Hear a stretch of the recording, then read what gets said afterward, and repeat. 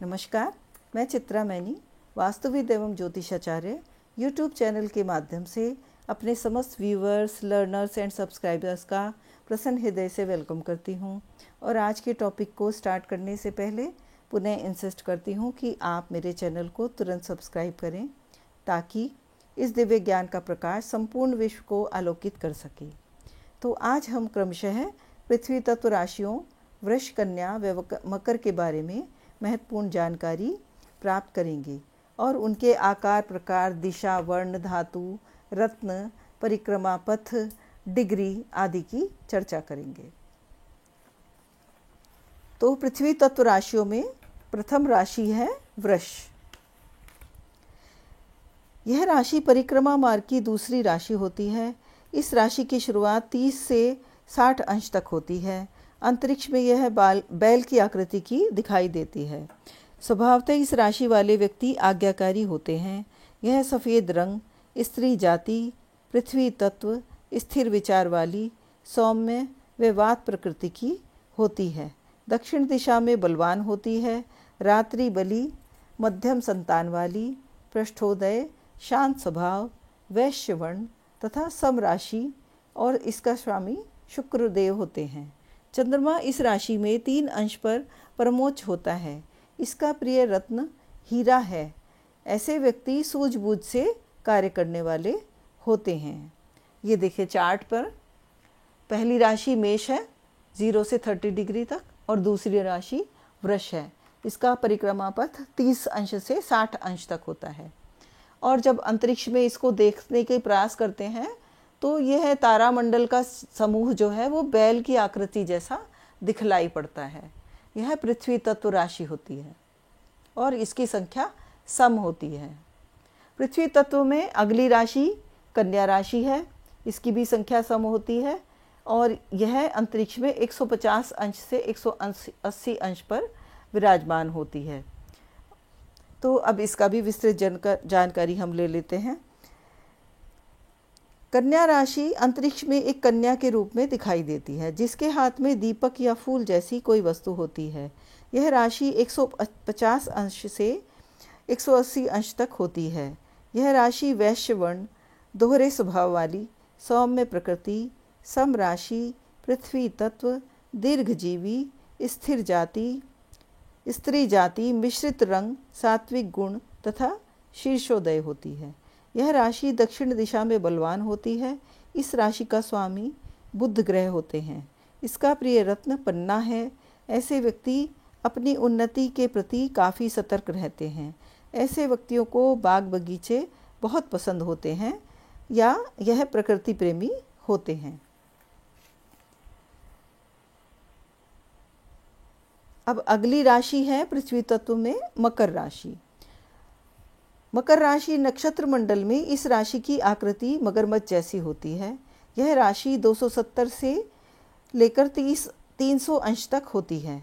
यह राशि मध्यम शरीर, स्त्री प्रकृति, चर संज्ञक, पृथ्वी तत्व, वात विकार, श्वेत वर्ण, रात्रि बली, वैश्य जाति, पृष्ठोदय, शीत स्वभाव, रजोगुणी, सौम्य व चंचल प्रवृत्ति की होती है। यह दक्षिण दिशा की स्वामी होती है।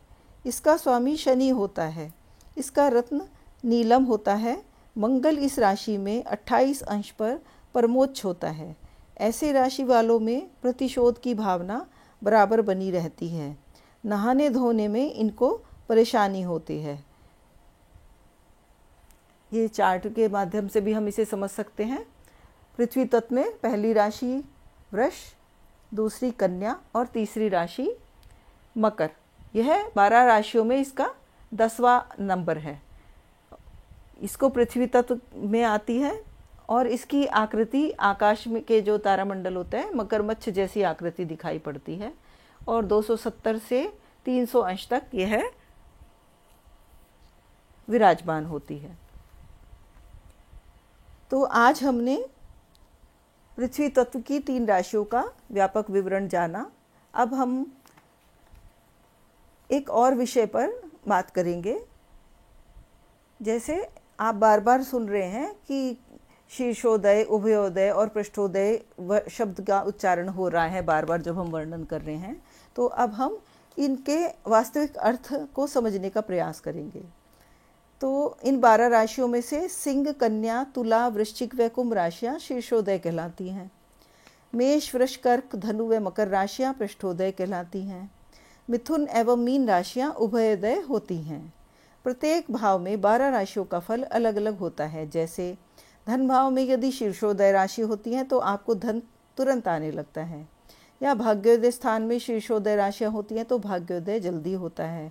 अगर इन्हीं स्थानों में पृष्ठोदय राशियाँ होती हैं तो हमारा भाग्योदय या धन का आवक विलंब से या बहुत कड़ी मेहनत के बाद हमें प्राप्त होता है या विलंब से प्राप्त होता है। अर्थात यह राशियाँ जब पृथ्वी के क्षितिज पर उदय होती हैं तो इनका उदय 3 प्रकार से होता है। कुछ राशियाँ सिर के बल उदय होती हैं, अर्थात अंतरिक्ष में उनका पहले सिर का पक्ष दिखाई देता है तो ये शीर्षोदय कहलाती हैं। कुछ राशियाँ पैरों के बल उदय होती हैं, अर्थात अंतरिक्ष में उनका पिछला हिस्सा पहले दिखाई देता है तो इन्हें पृष्ठोदय राशियाँ कहा जाता है। कुछ राशियाँ पेट या पीठ के बल उदय होती हैं तो उन्हें उभयोदय राशियाँ कहते हैं, अर्थात राशि के उदय के स्थान से के ज्ञान से फलादेश में पारदर्शिता आ जाती है। तो आइए चार्ट के माध्यम से इस भेद को पुनः समझने का प्रयास करते हैं। ये देखिए, सिंह, कन्या, तुला, वृश्चिक एवं कुंभ ये राशियाँ शीर्षोदय राशि होती हैं। अगर यह राशि आपके धन भाव या भाग्य भाव में ये राशि आ जाए या इस राशि का स्वामी आके बैठ जाए तो हम यह फलादेश कर सकते हैं कि इस जातक का जो है भाग्योदय या धन की प्राप्ति शीघ्रता से होगी। ठीक इसी प्रकार पृष्ठोदय राशियाँ मेष, वृष, कर्क, धनु एवं मकर, अगर ये राशियाँ इन भावों में आ जाएं तो हम वे फलादेश कर सकते हैं कि इस जातक का जो भाग्योदय या धन का आगमन विलंब से होगा। मैं यहाँ फिर रिपीट कर दूं कि चाहे ये राशि वहाँ हो या इन राशियों का स्वामी भी वहाँ बैठ जाए तो भी फलादेश उसी प्रकार से होगा। अब तीसरी कैटेगरी है उभयोदय राशि की। इसमें आते हैं मिथुन एवं मीन। मिथुन राशि वायु तत्व की होती है और मीन राशि जल तत्व की होती है। यह मछली का जोड़ा की तरह दिखाई देती है और मिथुन राशि जो है स्त्री पुरुष के जोड़े की तरह दिखाई देती है। तो ये राशियाँ उभयोदय राशियाँ होती है। जब अंतरिक्ष में दिखाई देता है इनका तारामंडल का समूह तो कभी पेट और कभी पीठ दिखती है। तो ये राशि इस बात की गारंटी देती है कि इस जातक का जो है उदय, भाग्य का उदय या धन का आगमन आरंभ में भी और अंत में भी दोनों समय में होगा। ऐसा नहीं होगा कि शुरू में आ जाए और बाद में आए, बाद में ना आए। तो ये दोनों स्थिति में इस जातक को लाभ बना रहेगा। तो दर्शकों, आज हमने पृथ्वी तत्व राशियों का परिचय तथा राशियों के उदय अवस्था के भेद के बारे में गूढ़ ज्ञान प्राप्त किया ताकि आप जन्म पत्रिका का फलादेश करने में सक्षम हो जाएं। अगले वीडियो में हम वायु तत्व राशियों मिथुन, तुला व कुंभ राशि के बारे में विस्तृत परिचय प्राप्त करेंगे। तो आप अपनी पत्रिका निकाल के बैठिएगा ताकि आप स्वयं की राशि के माध्यम से स्वयं को जान सकें। मैं आपको याद दिलाना चाहूँगी कि आप मेरे चैनल को ज़्यादा से ज़्यादा सब्सक्राइब करें ताकि अगले वीडियो में नए उत्साह के साथ इस दिव्य ज्ञान को मैं आपसे साझा कर सकूं, और मेरे वीडियो को शेयर और लाइक करना भी ना भूलें। फिर इसके अलावा यदि आपकी कोई ज्योतिष संबंधी जिज्ञासा है तो वो कमेंट बॉक्स में आप मेरे को मैसेज कर सकते हैं। मैं आपकी जिज्ञासा को शांत करने के लिए सदैव तत्पर हूँ। आपसे पुनः मिलने के लिए विदा लेती हूँ। आपका दिन शुभ हो।